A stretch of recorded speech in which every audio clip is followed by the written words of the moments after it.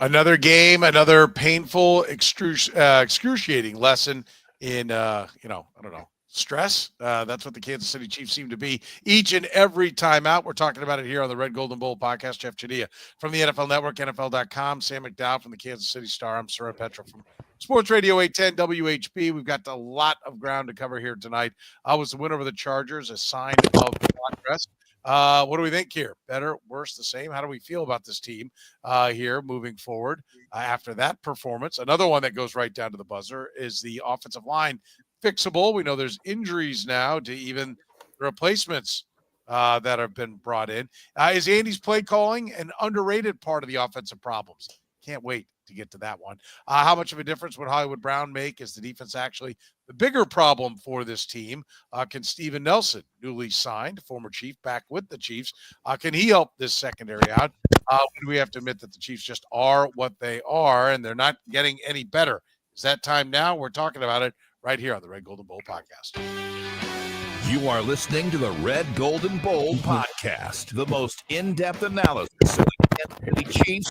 I'm stopping it. You know what? I'm going to do it right because I did. I knew as soon as you laughed, I knew what it was. I'm doing it right now here on the Red, Gold, and Bold podcast. You are listening to the Red, Gold, and Bold podcast, the most in-depth analysis of the Kansas City Chiefs on planet Earth, breaking down the Chiefs like no one else can. Red, Gold, and Bold is hosted by Jeff Chadiha, Sam McDowell, and Soren Petro. Jeff Chadiha is a senior columnist and on-air personality for the NFL Network and NFL.com. Sam McDowell is the sports columnist for the Kansas City Star. Soren Petro is the afternoon drive host of the program on Sports Radio 810 WHB in Kansas City. The Red, Gold, and Bold podcast is proudly brought to you by David Starnes Allstate Insurance, covering all the important things in your world: home, business, life, and even the fun stuff as well. Motorcycle, boat, ATV, you name it. Get with Dave and he'll have you covered. You can give Dave and his crew a call, visit them online, or stop into any of their locations, including North Kansas City, Liberty, and Branson, Missouri. Elevate your coverage, elevate your confidence, and drive worry-free. Don't put those insurance needs off any longer. Get with Dave. He'll give you peace of mind today for the things in your life most important to you. Now, here are the hosts of the Best Chiefs podcast, Jeff Chadiha, Sam McDowell, and Soren Petro.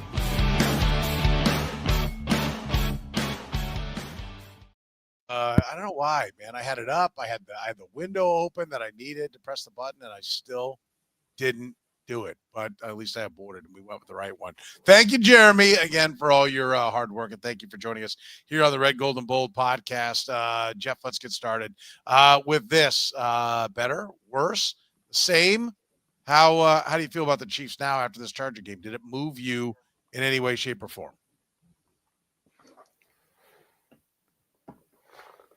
Jeff, you're on mute, I think. Or we lost your audio. I think we lost your audio. I heard a pop. How about that? That better go. That's Yeah. right. I think I cut it off accidentally. Hey, It depends on what you say. Then we'll decide if it's better or not. I'm not the only one who's crapped his head here tonight, technically. Let's be I clear. just, I hit the button and it's all. I think everything got screwed up. You're infecting me, Soren. You're corrupting me. I'm the same. It wasn't. Look, they won the game. I think that's a big deal, but they looked awful doing it. I don't think the way they're playing can be sustained, but I feel like it's the same movie every week now.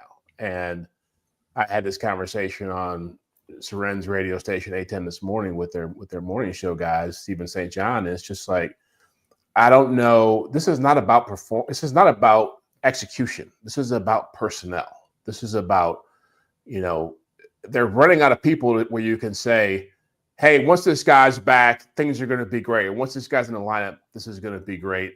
I just feel like I counted it up before we got on the show. They've had 6 guys they've added since the season began now. And at some point, that's an indication of where you are as a team and what you can do. I think they have a lot of holes, and they're not filling them. Yeah. All right. So a couple of things that are interesting. One, you gave us some foreshadowing for maybe what we're going to hear from you a little bit later on. When you said it's a personnel thing. I thought that was interesting. And I also like the part you said they won the game, and that's important. I want to underscore that that you did point out that is important, right? That they did find a way, but it looked bad, and it continues to look bad. Right. So I think those are important things to underscore that you said there. Sam, how about you? Better, worse, same? Where are you at? Significantly better. And I'll tell you why. Okay. Because their path to the Super Bowl got a hell of a lot easier after winning on Sunday night. We talked last week, and I was about at a coin flip of whether or not they were going to get a first round bye against the Bills. The Bills lost on Sunday, and they lost playing really beautiful football. Josh Allen's the first quarterback in NFL history to have 3 passing touchdowns and 3 rushing touchdowns in a game. The Chiefs, since Otto Graham, he actually isn't the first, but since Otto Graham, the Chiefs won ugly, and the result of that is that they have an 80% chance of not having to play a first round game, and for every playoff game in the AFC having to go through Arrowhead Stadium that they'll play. And so significantly better, because their odds of going to a Super Bowl is significantly better. So that's a mathematical, a fact-based part of that question. The opinion part of it is this is the same game we've watched for a month now. And so I don't know why somebody's opinion of like who this team is and their own capability within any given game would change based on what we saw against the Chargers, because it's the same game we saw a week earlier against the Raiders. It's the same game we saw a week earlier against the Panthers. Like, this is much just who this team is, in which case, if you can gain a 28% edge and not having to play a game in the first round based on your performance on Sunday, I mean, this was a significant day for the Chiefs on Sunday. Okay, I do. So, but you feel way better, and what you feel better about has nothing to do with what they did. Exactly. Right? What? They won. They won. They won. They won. They did win. Right? But not nothing to do with what they did. Everything to do with what they did. They won the football game. And Buffalo lost, right? You're talking about significantly increasing their odds but it's not been decided either yet. So it's almost like it's still a lot of things up in the air. You don't think the Chiefs' odds are better than they were before the week? They're better, but they haven't gotten the bye yet. And so if you're basing this off, hey, their odds are better, I don't know how that makes you feel better about what we watched, which is what Soren's getting to. Yeah, I mean, I would just prefer 80% to 50. Well, I'm with you. Yeah, and I'm fine. It's 80% of their 80% to what? Be the one seed? Their odds to be the number 1 seed according to the betting market and the ESPN analytics are 77 to 80%. And that's great. But let me put it to you this way: do you feel any more confident that they can go out and win 3 games in a row against a playoff team because of what they did against the Chargers, not what the Bills did, right? Because it was about this game. Yes. Is the answer to that too. Because they still make the play when the game's on the line better than anybody does in football. And as long as you have the guy that is, and by the way, this is, we'll get into this. I'll save this for a little bit for later, but it's statistical based as well. It's not just like our eyes and anecdotal saying they make the plays with the game on the line or on the important downs of a game. Like, it's factual and statistical based that's the way they're winning football games. Listen, I might be just a little bit. Well, it's tough because I took the question as just the Chiefs and Chargers game. Yeah. Yes, by winning, because the Bills lost, they gained some separation from the Buffalo Bills. And I think that's important. But it's separation that I was planning on anyway, and separation that they had to have, because I think there's another loss coming for them somewhere. So they needed this. So this, to me, was always part of the path. And I think if you recall, I said last week that I thought the Rams game was tricky, and I think the Rams can play up. Right. And that's what they did. So this was the game I thought that they would lose. This and the Lions game, maybe they find a way to beat the Lions. They could very well, or they have one of those Buffalo Bills screw-ups against the Jets or Patriots, right? The Jets can kind of bring an effort from time to time, but I think it was important to get one of these losses on the Bills because I think another loss is coming from the Chiefs, so that helps. But as far as what I saw from the Chiefs playing against the Chargers are better, but they don't have J.K. Dobbins, they don't have Lab McConkey, and that's a big part of their offense. So yeah, the Chiefs just seem to find a way to beat whoever it is. I mean, I thought there was I forget where I saw it. Like, if the Chiefs play the 85 Bears, maybe the most dominant team I've seen in my lifetime, they would find a way to win 13-10 with a field goal at the buzzer. But if they played Shawnee Mission East High School, they would find a way to win 42-39. Like somehow they would play down. And it is amazing. And you said it's statistically based, Sam. What is the statistical basis of they just can play down to whoever they're playing that's poor and up against whoever is good and always find a way to win? What are the stats that say they will find the play at the end? Well, first of all, it's end of game situations, in which case, like, their best performance this season has come in fourth quarter and even more specifically in late fourth quarter situations. Like, the quarterback's rating is significantly higher, but then also late downs. They are historically good on third downs this year. They're the only team converting better than 50%. But when you dig down into it and what Patrick Mahomes has done on third and fourth downs this season, in terms of expected points added, which is just another way of measuring the success of a play, it gives more credit for getting 2 yards on 3rd and 1 than it does for getting 14 yards on 2nd and 25 or 3rd and 25, for example. So on late down plays, his expected points added this year is 32.2. Nobody else that leads the NFL. Second best is 28 this year. The percentage of positive plays on those downs, which are just plays that have converted, involving Patrick Mahomes, is better than 50%. He's the only quarterback that can say that in the NFL this year. Like, the Chiefs offense has a lot of flaws. And I mean, I've dissected a lot of those. I'm right with you guys on the fact that this team is very flawed, and specifically offensively flawed. On third downs, they figure it out. And they're back to like what the Chiefs offense historically is on third downs. And like I said, they're converting at a rate that could potentially be top 10 in the NFL of all time on these third and fourth down situations. So, like, those are the plays where you have to make something happen.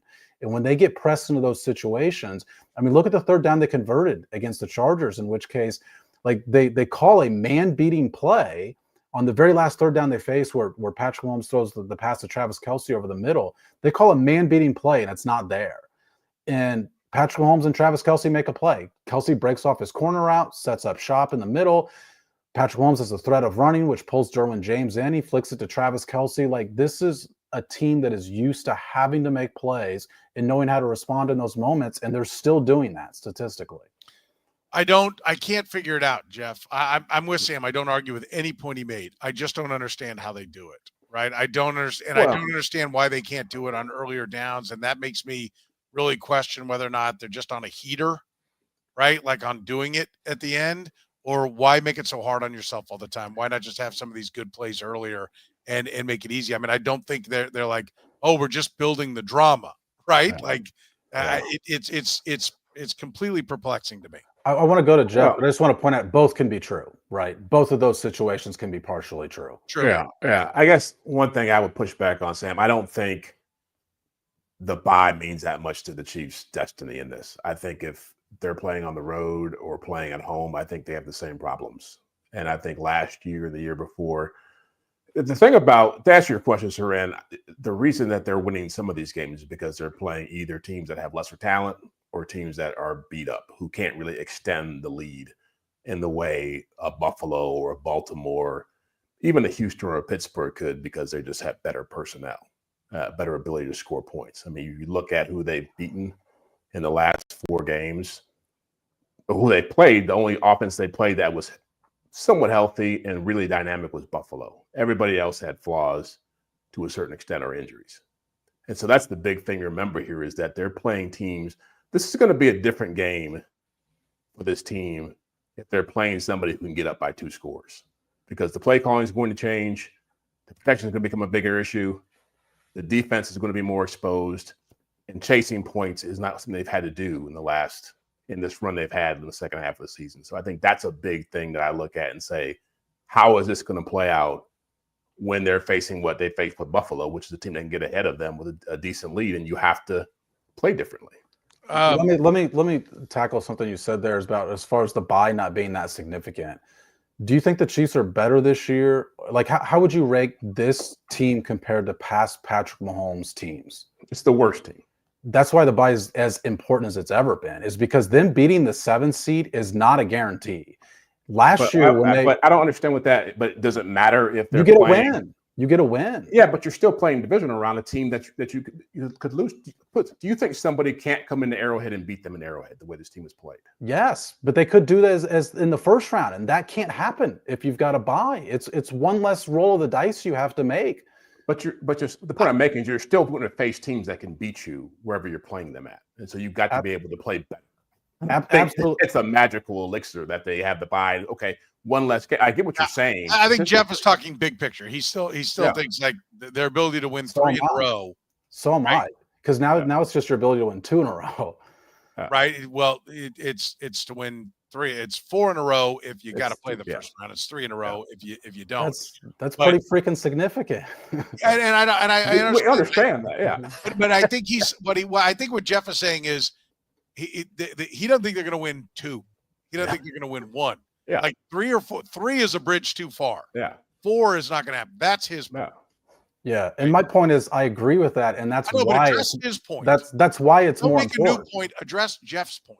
Yeah. He's saying that they are so flawed that they can't get to the 3rd win it would take anyway, so it doesn't really matter, right? Am I reading? Yeah, that's the point I'm making. The point I'm making is the team they had last year and the team before, the team they had in 22 had an elite offense. The team they had in 23 had an elite defense. I think the team they have this year is flawed on both sides of the football. So I don't care how much rest you get or how few games you're playing. If they're playing a good team, their chances of losing are a lot higher this year. Let's go through just for the standings for a sake. They've played 3 playoff teams at home this year. They played the Ravens at home, they played the Chargers at home, and they played the Broncos at home. All 3 of those are wins. They played one. Do you think playing Arrowhead factored into those games? They play. Yes, of course. Wow. Those are all close games. They beat the Bengals by 1 point. They beat the Chargers by 2 points, and they beat the Broncos by all 3 of those plays. Literally come down to the last play of the game. Literally, the last snap of the game. Yeah. How could I not think that the sight of the game means anything? Well, I think I would offer this, and I do feel a little bit better. Just to answer the question, I feel a little bit better about the Chiefs in being the Chargers because they stepped up in competition, even with the players that the Chargers have down, and they got the win. And again, I mean, I don't know what to think about this team because the way the games end, all those 1-point games you just rattled off, Sam, is a recipe for a disaster, right? Yes, it is a recipe for beatable. Yeah, it's ultimately a recipe for failure. You need to beat some people. Like you're going to have to win a rock fight in a run to a championship. That is true, but you don't want 4 rock fights, right? You want 2 of them and 2 where you breeze. And that's what they're not doing. And that's what they did early with Andy Reid. And Eric Eager even had that point going back to January of 2020 when we were all down in Miami at the Super Bowl. He wrote a piece then talking about how the real secret of Andy Reid are the ass kickings, right? Like, yeah, close games, you get in there and everyone wants to make a big deal out of that. But in reality, what you need to do is win some games really comfortably. And so that you're not playing a bunch of really close games, right? That Andy Reid's brilliance is that he can separate and not have to be a nail biter at the end and not have to. That was the whole point that he was making when he was hyping Andy Reid going into his first, what would ultimately be his first Super Bowl win. I think it was a really good point. And I think that's where I'm at. And that's where I struggle is I don't think this is sustainable. Now, if you ask me, okay, someone's going to do it sometime. Who's it going to be? No, it's going to be Patrick Mahomes. He's the best candidate to do it, but I just think it's bad. What gives me the hope is that they keep getting, cushions, and I'm just waiting for them to finish it off, and they don't do it. They were 13-0 in this game. It's the same freaking thing again. They're 13-0, and then they just let them back in. And I don't know whether or not I should look at this and say they keep getting up, and at some point they're going to finish that. They're going to keep pouring that on, and they're going to start winning by 2 scores. Or is the reality that the getting the lead is he's unloading everything he's got in the playbook, and there's nothing left, and that's how teams are able to get back into it. I just don't know what. Well, and I think what Soren is saying, I think Soren and I are on the same page with different points. And I think we hear what you're saying, Sam. I think that clearly, mathematically, the Chiefs have an easier road if they get to bye. Any team would. But the fact that all these games have happened at home tells me that there's no safe place in there for them. It's like the idea that they're playing Arrowhead gives them a better chance to win and kind of nullifies the things that have been happening on the field. I don't think that's accurate. Well, it doesn't at all nullify their flaws. I mean, they're definitely a flawed team. And I agree with the point that you said that Eric Eager made back in 2020 about blowouts. But what's even better than a blowout is sitting at home and watching other teams play. And and not only that, there's an opportunity here that we haven't talked about yet to where the Chiefs could actually do that for 3 weeks because of this Lions loss or because of this Bills loss. If they lose to the Lions and the Chiefs win their next 2 games against the Browns and the Texans, the Bills are not going to be favored against the Lions. The Chiefs would be favored against the Browns and then the Texans. They will have the number 1 seed down to the Steelers. And the Steelers have games that they're going to be favored to lose as well. Like if everything goes as planned, they could potentially have a Pittsburgh game be meaningless and a Denver game be meaningless. Do you think that's going to happen? Do you think they're going to go through this? I think we'd be fools not to consider it a possibility. Oh, it's a possibility, but do you think it's going to happen? I think all 4 games are going to be favored that way. I'm going to say no because I wouldn't pick 4 favorites of less than a touchdown at any parlay, right? Even if you're giving me the money line on it. Right. But I am pointing out this is not like some asking for some long shot upset for them to go into. And I know you're not saying that either, but I'm saying for them to go into Christmas with the possibility of that game not meaning anything. In which case, you're looking at the back end of the schedule. We've talked. The 3 of us have talked a lot about. Playing 3 games in 11 days stinks. And that Pittsburgh game is going to be a very physical game that you're playing the 3rd game in 11 days. It would make it a lot easier if you don't have to play your big-time players in that game because you've already got something wrapped up. Yeah, it would make it easier. There's no doubt about it. Easier when it comes to your insurance is our friends at David Starnes Allstate Insurance. David Starnes Allstate Insurance, serving the Kansas City area and all throughout the Midwest. With David Starnes Allstate, it's not just about fender benders. Beyond traditional safeguards, enjoy perks like roadside assistance for unexpected breakdowns, transportation expense coverage when your car is in the shop, auto replacement protection to keep you on the road in style, and much more. You can give Dave and his crew a call at 816-781-7331. Visit them online or stop into any of their locations, including North Kansas City, Liberty, and Branson, Missouri. David Starnes, Allstate Insurance. Gann Asphalt and Concrete, proudly serving the greater Kansas City area. Nationally recognized, full-service paving and pavement maintenance contractor. Parking lot problems? They've been making them disappear in KC since 1994. Don't risk accidents and liability in your parking lot. Get your lot restriped today. A brightly striped lot will cut down on accidents and keep your lot as safe as possible. Find them online at GannAsphalt.com or call 816-484-3338. Gann Asphalt and Concrete. One contractor, all things parking lot. All right, let's talk about the offense. Is it fixable, right? Is this something, Jeff, that you think that they can get going in the right direction? It's fixable based off approach and play calling. It's not fixable based off talent. I don't think that there's some magic player going to show up and change what's been happening. And I was skeptical of DJ Humphries. I didn't think he looked all that good when he was actually on the field, and now he's got this hamstring injury. So we saw that other issues arose on the offensive line in this game. I've been saying it for weeks that this stretch of games is going to be very tough on this team because of their inability to protect Patrick Mahomes. And I don't think Hollywood Brown's going to make a difference. And so, I think that if they approach the play calling differently, we might see something different, which is what happened last year and which was successful in going to Rashee Rice Moore and Isaiah Pacheco. But if they're going to keep throwing 5 guys out into routes and hoping that the tackles hold up and protection, I don't see where this gets better. Sam, do you believe the offensive line is fixable? Well, my biggest concern right now about the offensive line isn't the pass protection. And let's be clear, that is a significant concern with this team. But now it's the effect that it's having on the quarterback. And like when you watch them against the Chargers, I agree with Jeff. I didn't think DJ Humphries was great. I also thought he was better than Wanya Morris was the week before, which was a very low bar. It was please touch this guy if you're going to let him get by. Like, delay it a half a second if he's going to get by you. Like, we didn't see like the super quick pressure right on you. But Patrick Mahomes on 2 occasions in the first half stepped up in a pocket where he didn't need to step up, and the Chargers were playing a specific defense with cutting off Patrick Mahomes' running lanes to where that equated to a sack.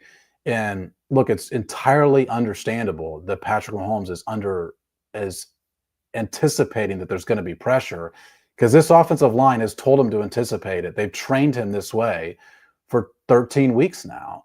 But when you go through it, I mean, look, Pro Football Focus keeps track of like who's responsible for the pressure that's created on any given play. And it's the 5 offensive linemen are all in separate column, and then the quarterback has his column too. And according to that stat, Patrick Mahomes is responsible for 25% of his own pressures this year. Only Bo Nix is higher at 27%. To be clear, Patrick Mahomes usually rates pretty high in this because he likes to try and extend plays when it seems like something's not there. But that's my point. When you deprive him of that ability, my biggest concern about what's going on with the pass protection is the way it's changing how Patrick Mahomes believes he has to play. And by the way, he's right about a lot of this belief. Is the offensive line fixable? I mean, getting DJ Humphries, knocking the rust off DJ Humphries would help. And I think you saw a rusty performance. I think he'll miss this game this week. And then I think he's a maybe for the following week. Like, I don't know if they're going to get the rust knocked off, right? Like, and then they're going to do what? Sit him down? They're going to play him and sit everybody else if they get this, 1 seed locked up. I mean, is he going to knock the rust off in practice? I don't know. I'm getting concerned because, like, the running lanes aren't there now, right? Like, it seems to be like the problem that was just the pass protection. It was just the pass protection at the left tackle side. Then it's been, kind of switching off one of the interior guys. Trey Smith has had some problems in pass protection, but now they're not really getting it done running the ball. And that is what's concerning to me, is I think that teams are saying, we're going to take the run away. This is what they're doing. They're running the ball, taking it away, which is when everything was supposed to open up in the passing game. Once they started doing that, once they had to respect the run, and I think teams are doing it, or they're not respecting it and they're stopping it anyway. That's even worse, right? That's an even worse idea. But like the run is starting to kind of erode, and it's not opening up the passing. So I hear what you're saying, and I agree, Sam, with Patrick Mahomes. I don't think he's been as good in the pocket as you'd like him to be, but I think it's because he's hearing footsteps. I mean, I think you're a lot better when you aren't getting knocked around all the time. I think he's got happy feet, and why wouldn't you? I don't know who doesn't have happy feet when you're constantly being harassed in the pocket. So I think the problem, the quarterback may be accounted for 25% of it, but I think if you fix the part that's the offensive line, you'd see that 25% of the quarterback go way down. Yeah, and that's my point. I think this is a understandable product of the situation the Chiefs have put him in for the last 13 weeks. Oh, for sure. I mean, yes, absolutely. Is Andy's play calling, Jeff, an underrated part of what's going wrong? Yeah, I mean, that's the point I was making earlier, is that, and I understand when you have somebody as talented as Patrick Mahomes and you've had the success you've had, you want to keep dialing up things you think can lead to explosive plays or things you've been practicing all week long that you think are going to really create, game-changing moments. But I don't know. It's frustrating to me. I feel bad for some of these tackles sometimes because, yeah, they'll give a chip every now and then. They'll keep it back in to protect on the blitz. But it's just like, it's obvious that every down is an adventure with this group. And that if you're asking these guys to hold up, you're playing with fire. And you're also not running. They didn't run the football that well in this game. And I agree with you, Soren. I think that teams have decided we're going to take away their run. We're going to put them into long yard situations on 2nd and 3rd down, and we're coming after them. And what they're disrespecting is their ability to beat defenses deep. Like, that's not in play because of how bad the protection is. And Andy Reid, when he's calling plays, has to account for that, or Patrick Mahomes has to pull a miracle out of his butt to make it happen. I mean, that last play that they completed to Xavier Worthy, where Mahomes had to jump up in the air, and some RGP around like he got hit by a truck, trying to stop a James coming through. It's like, that's coming every game the rest of the season. Not just the next 4 games in the regular season, but in the playoffs. And yeah, I fear for his health because he's taken. I think they had one point they had 19 dropbacks, and he was hit on like 13 of them. In fact, that's ridiculous. He was hit on 13. He was hit 13 times. He was hit 12 times last week. The only time he's been hit more was the Ravens game back in, I think it was 2019. The 4th and 9 completion to Tyreek Hill. That's the only time he's been hit more in a game. And Sam was right. He pointed out that he has, probably not put himself in the best spot behind that line. But, Sam, I think part of that too is like not only are they taking away the run, they're taking away the Patrick Mahomes run, right? They're starting to realize that, he beats us as much with his legs, and let's make him win with his arm. Let's make them win with their receivers. And right now that's not happening, right? So is that because Andy Reid's not dialing it up right? By the way, where's the screen game? By the way, answer that one, Sam. Yeah, look, I mean, I thought they should have run the ball a lot more. I mean, 5 of their first 7 play calls were runs to Isaiah Pacheco. 2 of their next 25 were handoffs. 2 out of 25. And when you guys point out the frequency in which Patrick Mahomes was getting hit in the game, give him a breather. I mean, he got crushed a few times on that string of 25 plays. Then he's dropping right back on the very next play. Like, give your quarterback a breather after getting knocked to the ground. Their running game was better than you guys are saying it was in this last game. Like, their success play, as far as getting 4 yards on first down, getting 60% of the way there on second down, converting on 3rd and 4th down, was 52% in this game. They should not have abandoned the run because the Chargers were playing light boxes against them. 78% of the Chargers plays were light boxes. They were daring the Chiefs to run. Throughout the early portion of the season, we saw the Chiefs say, okay, we'll take it. They should have been enjoying the frequency in which the Chargers were allowing them to run the ball. And for some reason, they decided that it was drop back. And I don't know why in that specific game against Bosa, against Mac, that the strategy was, hey, let's put our pass protection in this game more. Like, it wasn't working.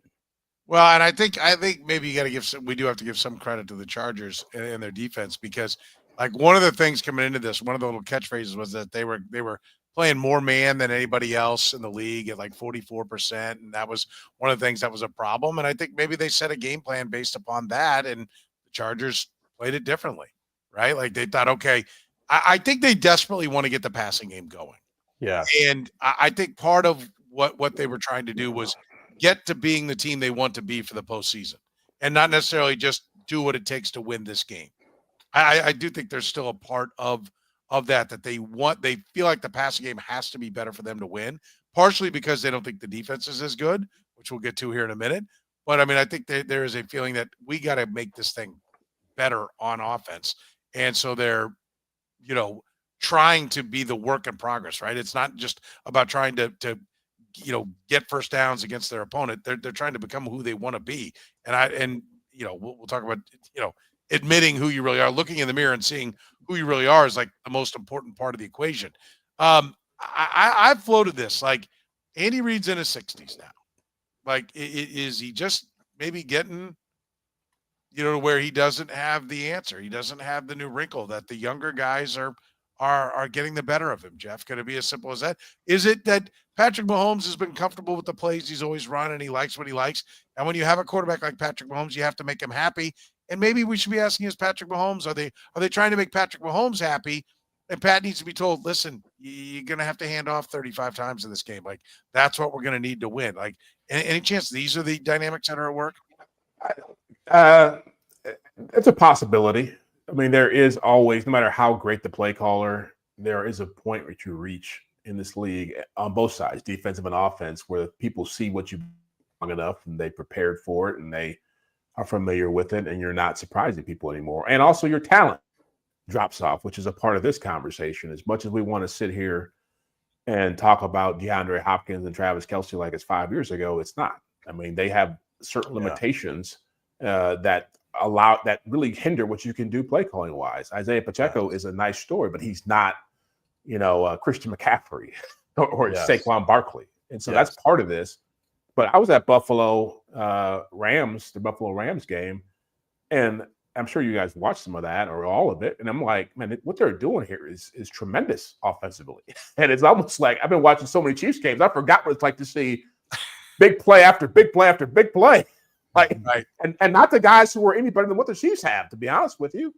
But it's sad. There is an element to what they were both those teams doing. And both those teams, by the way, have really relied heavily on their run game to help their quarterbacks out. Two different styles of quarterbacking, but a lot of weapons, a lot of big plays. And I was just like, yeah, the Chiefs are at a point where they got to really rethink how they're doing things in order to get back to that kind of offense, because it's not just about teams playing too high and doing this stuff. I think there is an element of what Andy's doing that is part of this. Yeah, a couple things there.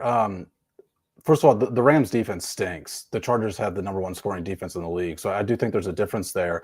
But the back half of what you said, Jeff, I think is the most important point. And I think it's been lost in the conversation of this Chiefs offense this year, which is their skill position players are deprived of significant talent and particularly significant speed. Travis Kelce is not who he used to be. I mean, look at what, like, you look at the Titans offense compared to the Chiefs offense, which is comparing a terrible offense to what we expect to be a good offense. I get it. DeAndre Hopkins had 15 catches in 7 games for the Titans. He's got 30 in 7 games for the Chiefs. He's averaging double the amount of yardage he was averaging in Tennessee. Like, if they have a usable weapon, I think they would be significant. If they had Rashee Rice, I think this offense would look a lot different. If they had Rashee Rice and Hollywood Brown, I think this offense would look a lot different. This is a team that's playing without its 2 best wide receivers, and it's playing with its best weapon, no longer who he once was. And I understand the expectation because they still have the greatest quarterback in the world, but the expectation should be based on the talent that quarterback has to work with as well. And the tackles are an issue too. And there's a lot of things working against Andy Reid, even as a play caller, I think. We'll talk about Hollywood Brown, him potentially coming back over the horizon. First, we'll talk about our friends at Northland Injury Law, Kansas City's best. Northland Injury Law, Kansas City's Google 5-star rated personal injury lawyers, serving KC for more than 40 years, voted Kansas City's #1 accident lawyers, helping people with serious injuries from car accidents, work accidents, falls, and other personal injuries. Northland Injury Law doesn't get paid unless they get money for their client. Don't wait, get compensated now. If you have a case, text HURT to 22222. That's HURT to 22222. Or call 816-400-HURT. That's 816-400-4878. The choice of a lawyer is an important one and should not be based solely upon advertisements. Besame Wellness for all your cannabis needs. With fast, easy, and discreet delivery, you can enjoy the same deals you enjoy in-store, but delivered to your home or office. Even same day. Restrictions may apply. Any questions? Let Besame's top-rated customer service team assist you. And this Chiefs season, don't miss a minute of the game with no delivery fees on game days. And when the home team wins, so do you. Use promo code 3PEAT and receive some extra free goodies with your next Besame order. Don't forget, you can still use promo code podcast25 to save 25% on your entire order for online delivery or at any of their 5 area Besame locations. Jeff, we keep talking about, this offense getting better. We've been doing it all year, and the people that they're missing, they've gotten Isaiah Pacheco back. DJ Humphries has been added. Looks like he's going to be out, but maybe back in after that. Hollywood Brown is the next piece. Is that, are we going to, are we hanging our hat that Hollywood Brown's going to make the difference? I'm not. And for the reasons we just discussed, I mean, the offensive line plays a huge role in the success of somebody like Hollywood Brown. In the same way it affects Xavier Worthy. I mean, Xavier Worthy may be getting better, but we're not seeing the potential, the real potential of him because they can't throw the football deep. There's not enough time to throw the football deep, and the short stuff doesn't really fit what he does. I think Hollywood Brown, for all the talk about him being a guy who can do a lot of things offensively, in the intermediate game, in the short game, not just a deep game, he's just not that player. I think it's just if you give him one-on-one matchups in an offense like Baltimore, where you got to deal with a really strong run game, yeah, he can probably create some issues for you. But if you look at his numbers in Arizona when he was healthy, I think he was pretty ordinary. And I don't see where, again, one, I'm not betting on him staying healthy once he comes back. And 2, I just think a guy who hadn't played all year long, to think he's going to come in and transform your offense is a long shot. How about you, Sam? Is this the Hail Mary that's going to solve the offensive problems? Is getting him back at the end of the year? The last sentence with Jeff is my entire point. I mean, this guy hasn't played all year. I mean, he hasn't played a competitive football game in almost a year.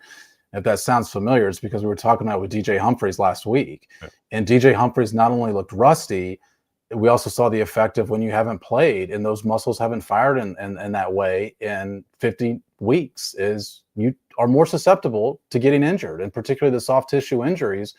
So I think Hollywood Brown is an improvement on what they have, and they can put him in the game, and he can give them more valuable snaps than whoever else they'd be getting from. McCole Hardman was getting snaps for this team a week ago.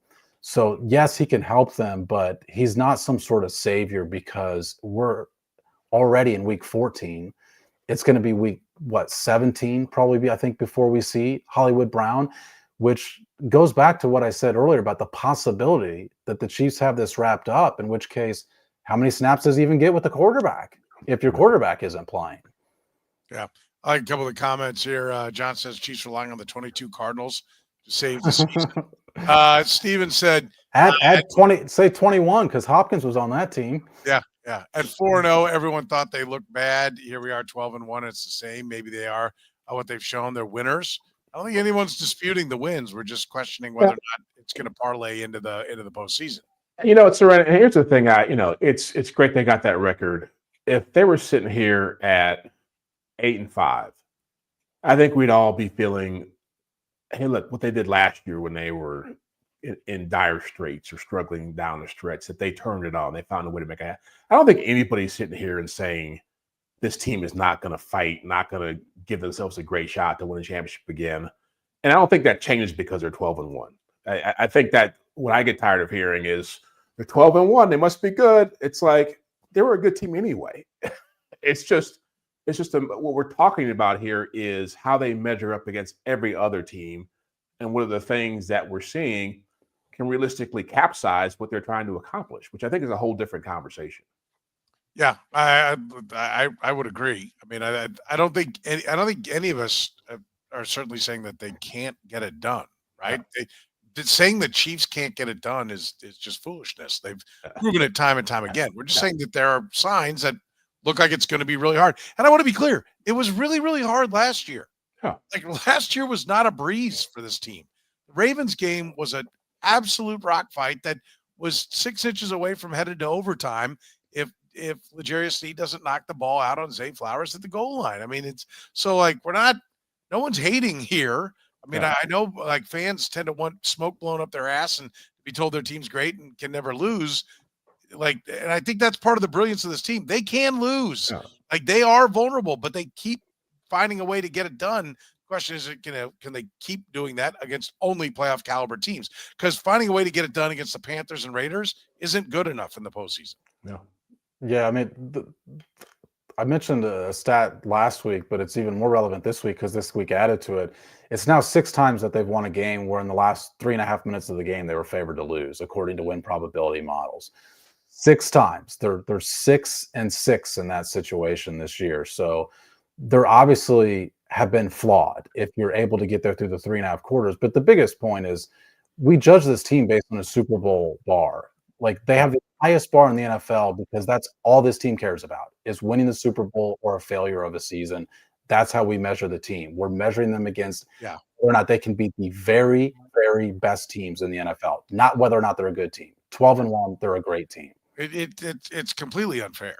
I mean, it's fair because that's the only thing that's going to be a success this year. I asked it to Patrick Mahomes last week.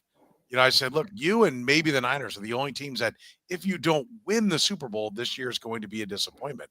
Like, does that add pressure to the team? And he completely Andy Reid side. Oh, I think there's more than just those two. I think if you're Buffalo or Baltimore, if Buffalo gets to the Super Bowl, they will have gotten past the Chiefs. That will be a good year, and they'll say, okay, we took the next step. Oh, you're talking about winning it, not just winning it. Okay. Winning it. Yeah. Like just winning the Super Bowl is the only thing. Yeah. The only other team I might make that case for would be the Eagles because they've got to win of late and Nick Sirianni's job. See, they've even got turmoil now between the quarterback and the wideout in the midst of it. But like Well, I would say even the Lions are in that category too, because they've never been to one. Exactly. Yeah. Ryan says Detroit. No, Yeah. they've never been to a Super Bowl. Yeah. Never been there. I mean, like, no, that they'll be like. In fact, I think I'm almost worried for the Lions fans that, like, if they get there, that will have been their Super Bowl for the first time they're there, and they will come flat in that game. I don't think so, but if they have a bad day, that's what it's going to feel like. God damn, this team had never even been to a Super Bowl, and look at the egg they laid once they got there. And then they'll talk about, well, now they've got the experience, they can go to the next level. The Kansas City Chiefs, it is win the championship or else. Yeah. And all else sucks. And the last part of that, Soren, is that this is a credit to them, that this is how we judge them. Like, this is the place that they have earned, to where the first division win in this 9-year streak also included a doink off the upright that year. It was a parade for them to win a division. Now it's, hey, are the Chiefs good enough? When they're 12-1, that team won 12 games as well. It took them 16 games to get 12 wins. This only took 13. Yeah. We acknowledge that we're measuring them differently, but it's because they've earned this. They've earned the fact that this is their standard now. Yeah. Jeff, but I think they also feel the weight of that too, a little bit. I think you see that. I think this team is. What's that? Well, that's what I was trying to get at from Patrick Mahomes, and he would go nowhere near it, which made me kind of think that, yes, I struck a chord. They are feeling the weight.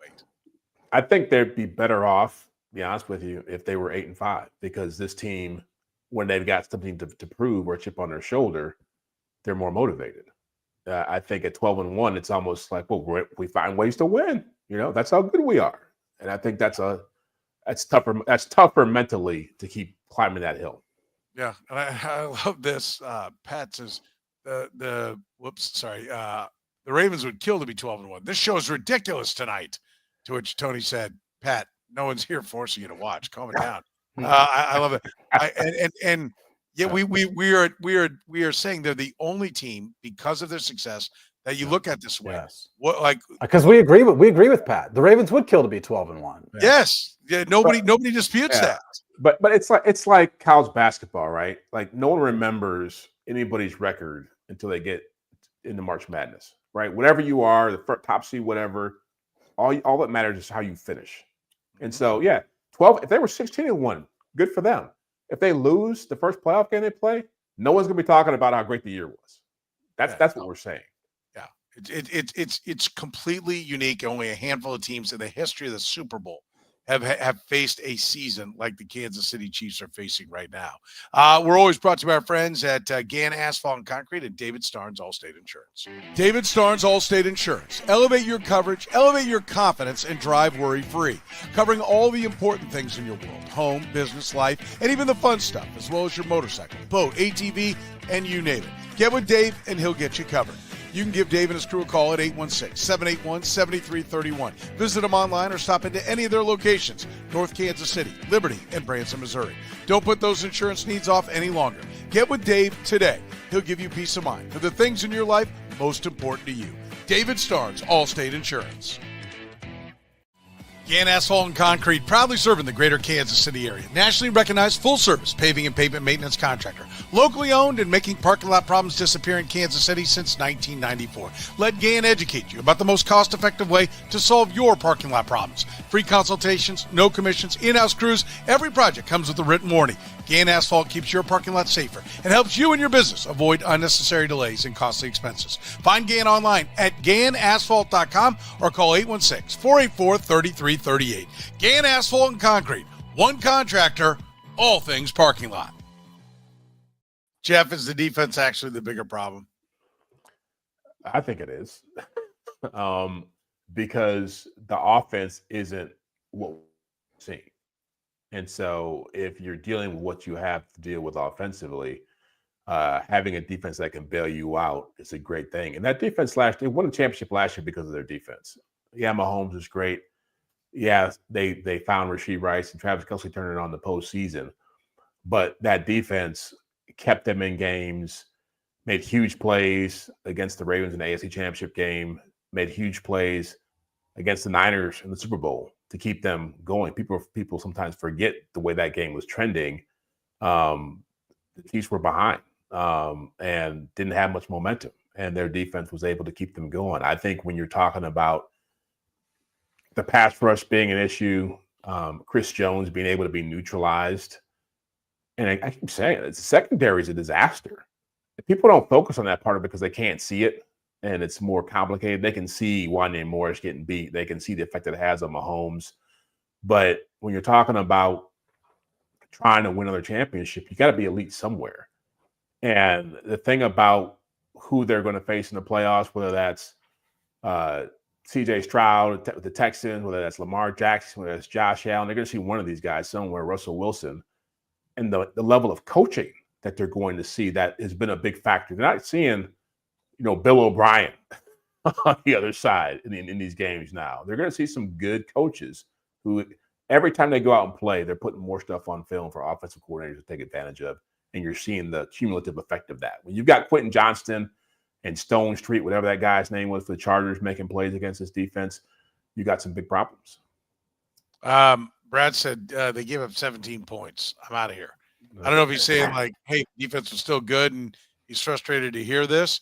Tyler said Chris Jones is getting paid a lot to give up once he's double teamed. Sam, how about you? Is this defense, is that the bigger problem? Should we be focusing more on that side of the ball? I mean, I would say you could flip a coin. I would say probably yes, because the other side still has Patrick Mahomes, and because of all the late down stuff that I mentioned earlier, they still make the play when it counts. And we've seen this defense come up short in the second half the past 5 weeks now, to where it's been a must-have-it drive, and they've turned it back to the offense and said, no, you guys get the job done instead. They haven't been able to get it, or, it's been a fluke snap that has saved them against the Raiders the week before. I think the biggest concern about the defense is even in 2019, when this defense was not that great, Steve Spagnuolo's first year, they got pretty good late in the year. Like, they steadily improved throughout the season. The last couple Super Bowl teams have been the same. You've seen steady improvement. 3 of their top 4 yardage in terms of what they've given up have come in 3 of the last 4 weeks of the season. Like, the trend is not going in the right direction for them, which, look, they faced some injuries this year. We've talked about Jalen Watson being out. I mean, they've faced some pretty key injuries this year. This, to Brad's point about the amount of points they've given up, Justin Herbert gifted the Chiefs 7 points. They toasted Brian Cook in the secondary in the first half, and Justin Herbert just missed him. I understand that happens, and I've also talked about the fact that the Chiefs offense would look a lot better if they've hit that. So I can't not acknowledge that part of it on the other side when it goes to the other side as well. But yeah, like I said, I mean, to me, the bigger concern about, because I thought the defense was fine against the Chargers, just exactly that, fine against the Chargers. But, the 3 weeks before, I think you're right if you're concerned about it. I don't think that they're what they were in 2018, to be clear, but I just don't think they're what they were a year ago or 2 years ago either. They're not as good as they were last year defensively, but the problem is the offense. I will say that. I'm more concerned about the offensive side of the ball because they put nothing into the defense this year, right? They poured a lot into the offense. The plan, like, they knew they were going to sacrifice some of the defense when they let Willie Gay go, when they let Mike Edwards go. By the way, that's one of the more underrated things that's happened. L'Jarius Sneed, letting him go. You knew they were going to take a step back, but it was supposed to be made up for by an offense that was better, and it's not. And, I think it's the offense, right? I don't agree with any venom about questioning the defense. It's not elite. I do think you make a good point, Jeff. Something has to be elite. And like saying, well, which side has a better chance of getting back to being elite? I mean, the defense is closer to being elite, I think, on any given, weekend. We haven't really seen the offense explode, but I think the offense is still the bigger concern. I think they just have to get better on that side of the ball if they're going to have success. Does Steven Nelson does he fix it? Jeff signing him to the practice squad, coming out of retirement, get another player who hadn't played football in a while. That's where they're at defensively. They're getting guys off the street to come in and try to help them in the secondary. Steven Nelson played good football in Houston last year before he retired. They didn't want to bring him back. He's 31. He's never played in Spagnuolo's defense. And if you look at the success he had when he left here in Pittsburgh and with the Texans, those teams are playing a lot of zone coverage. And so if you're asking him to come in here and do what they were asking Jalen Watson to do, what they asked Trent McDuffie to do, he ain't playing in the slot. I just don't see where it makes sense. I think he's more of a depth piece. I think I don't know what Joshua Williams' situation is, but clearly Najee Johnson is not an answer they want to go back to or a solution they want to go back to. And so I think it's just, let's just find bodies now in case we have guys go down. But I don't see where, again, I think it's more, we just need a body to come in here and help us if we're in a pinch. What's your expectation for Nelson, Sam? Yeah, pretty similar. I mean, I always caution that there's a reason a guy's available 14 weeks into the season when every NFL team's got a shot at him and he's begging for a job. So I think it just needs to be put in that perspective. I don't think he's some sort of savior. I also think their cornerback room could use some help. So I'm not going to say he won't play. Yeah. I will add on the, like, I think a guy at 31 years old may have been like, I'm not playing for some run. Yeah, it's got to be the right opportunity, right? Not all 32 teams are available. You're right, Soren. Yeah. So, I mean, it's a good point. I mean, listen, if the worst team in the league gave him a bunch of money, he'd go play. I mean, we do it. But I think, based upon what his dollar expectations are, I think some guys get to a point like I'm sure somebody's called Donovan Smith, right? But it's like he's not just going to play for anybody. Like, he's tasted the best of the best his last few years in the league, winning a championship with the Bucs and Chiefs. He ain't going back for just anybody, right? Like, I think that's just part of it. All right, this is the one that may really sour people. Jeff, we'll finish on this. The Chiefs are what they are, and they aren't getting any better. This is the one that's going to put. Yeah, exactly. The people with Brad is like already gone. He's like, I'm not sticking around for this one. Yeah.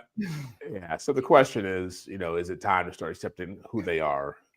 I think it is, and it's fine. Like, I don't think this team is. They don't suck. They are 12-1. Yeah. I mean, they're 12-1. I think that they're playing as hard as they can play. I think they're exhausting every resource they can exhaust to try to give themselves a chance to three-peat. I think they'll be a tough out whether they have the bye or not. The problem people get caught up with this, and I've covered a lot of dynasties, championship teams, the Cowboys, the Niners, the Packers, Seahawks, Patriots. It's very hard for fan bases to understand when you're not at the same level you were at. And the Chiefs are not where they were at 2018, 2019, 2020, which is fine. But it's also not realistic to always expect them to be at their best or to always win or to be dominating people. And so people search for things like 12-1 or the first round bye to reinforce what they believe. End of the day, they have championship pedigree. They've got a great quarterback. They've got a great coach. They've got a lot of guys who played in a lot of big games and a couple Hall of Famers, and Chris Jones and Travis Kelce. They're a flawed team. They're not great on offense. They're really bad on defense. And I don't see where they're going to flip some switch and get a whole new group of players in here to change that. And so I think that they are what they are, and they're going to have to fight. And that's just the reality of what they are this year. Yeah. How about you, Sam? Yeah, I mean, I think this is mostly who they are, but I think that's a compliment. I mean, they are a flawed team, but they've still managed to win 12 of their first 13 games, and it's. But do we have to admit they're not getting better? They're not going to get. They're not getting better, and will not. I think is the most optimistic view that they could get better is that this late down statistical stuff where I mentioned that they're the best in football on 3rd and 4th downs this season. The most optimistic view is that's a concentration thing. And this is a team that in its 3rd year of trying to win the Super Bowl has lost some focus and concentration over the games that don't mean as much as the ones that they continue to play in January and February. And that when you have to have it, they're at their best. And if you package that, and when they're at their best, and suddenly the games are bigger and the playoff games mean more, and they're certainly going to be aware of that you see that more frequently. That's the most optimistic view of why the offense could be better than what we've seen so far. I think that we saw a little, by the way, also a week off for Travis Kelce did wonders last year for the playoffs. Like, there were reasons this team was better in the playoffs than they were in the regular season that I think could translate to this year's playoffs. But I think you're an optimist if you believe that is just automatically going to flip a switch and happen. Even if, like I said, it has happened on these late down scenarios, I do think they'll be better in the playoffs. I think a team that has been there and played in those games matters. I don't think they'll flinch or blink I don't think the moment's ever going to get too big for them. And therefore, I think that will come in handy in the playoffs against these good teams. But who they are now is like Jeff summed it up by saying they'll have to fight. They are a team that's had to fight all year. Like that, this is a compliment to them that they can be this good and potentially still win it all. I will say that they can still get better. It's getting late in the day. DJ Humphries is supposed to be. DJ Humphries was the last best chance for them to take a big step forward, was him stepping in and solidifying the left tackle. Now he's hurt, going to miss a game, not going to have the rust knocked off, maybe miss a couple of games. Like, that gets a little bit scary.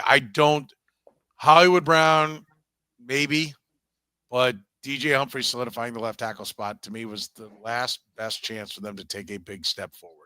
So, yeah, I think we might. I'm not quite ready to say this is it. This is all they can be. They can't get any more. I'm not quite there, but I'm getting pretty close. And I will say that this is still good enough to win it all, right? Like, I want to be clear. They could still win it all at this level. It's just going to be really, really hard. It's going to be like last year's run. Yeah. And people want that. They want their beliefs to be validated, which I totally understand. Like, we do this in the morning show where it's like, oh, Buffalo's defense stinks now, right? Like, you have to minimize somebody else to feel good about your team. And it's just like, you have to do that. It's like, all these teams are going to be there. And as much as we talk about where they're at and what they've done, and I've covered 30 years of NFL football, I've seen some great teams with some great records get beat in the playoffs, not win Super Bowls for a number of reasons. This team's playing with house money, and it's like, there's a reason why no one's ever three-peated, because it's really hard to do, and it takes a toll on you, and you play a ton of games, you lose bodies. For them to be where they're at is certainly an accomplishment, but for them to win it all with this group, I think it will be the biggest accomplishment they've ever had, because I think this is the weakest team they've ever had in the Andy Reid, Patrick Mahomes era. Just to point out one quick thing about where the Chiefs are, even if this is where you think this Chiefs are going to end up going to be, because I think there's a lot of people that probably thinks, look, we've had 13 games, right? And this game you could cut and paste right into this season. Like, it fits the way we've seen this team play for a little while now. The Chiefs are still statistically probably going to be favored every home playoff game that they have. So this team right now in the betting market certainly takes into the fact, Jeff mentioned this team could be 8-5 this year. He's right. This team actually could be worse than 8-5. When you go through those stats I mentioned about their win probabilities, this team, regardless of record, would still be favored most likely. I mean, it obviously is dependent on how those playoff games go, who's injured, that sort of thing. But if the game happened tomorrow, they'd be favored in their home field against everybody. Like, that's who this team still is, flaws and all, right now. No doubt. No doubt. We're back at it 10 a.m. on Friday with the next edition of the Red, Gold, and Bold podcast. And, of course, you can always support the Red, Gold, and Bold by supporting our great sponsors like David Starnes, Allstate Insurance. Give David and his crew a call at 816-781-7331. They have got you covered with all your insurance needs. Gann Asphalt and Concrete. Went up to the Christmas party with Gann. It was great to hang out with the folks from Gann. Great people, great KC company. 30 years solving parking lot problems in Kansas City. One contractor, all things parking lot. Find them online at GannAsphalt.com. Northland Injury Law, Kansas City's Google 5-star rated personal injury lawyer, serving KC for more than 40 years and voted Kansas City's #1 accident lawyers. And, of course, our friends at Best Me Wellness. Remember, you can use the promo code podcast25 to save 25% on your entire order for online delivery or at any of their 5 area Best Me locations. For Jeff Chadiha from the NFL Network and NFL.com, Sam McDowell from the Kansas City Star, I'm Soren Petro saying thank you very much for joining us here on the Red, Gold, and Bold podcast.